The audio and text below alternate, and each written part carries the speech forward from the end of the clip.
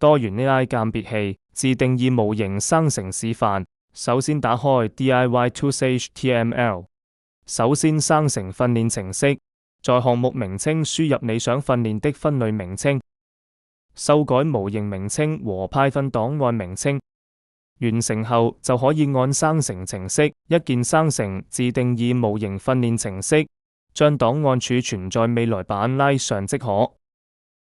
切換至執行程式生成頁面，輸入自定義 AI 角色提示詞，修改模型名稱和 Python 檔案名稱。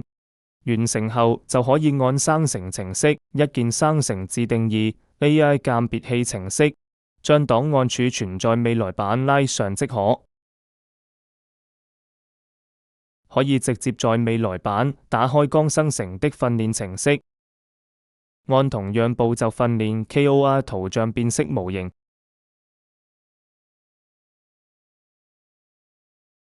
完成後記住儲存模型。訓練模型後就可以運行鑑別器程式。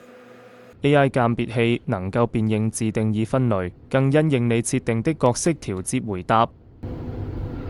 燒賣是經典中式點心，以豬肉為餡，包在薄皮中蒸熟，鮮味多汁，深受小朋友喜愛。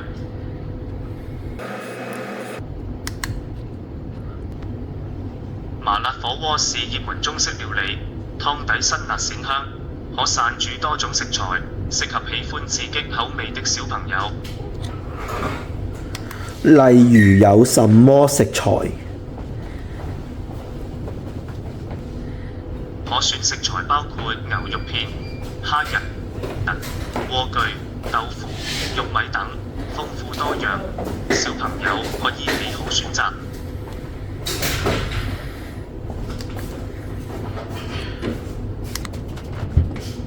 蒸魚是健康美味的中式料理，保留魚肉鮮嫩，適合小朋友食用，營養又好吃。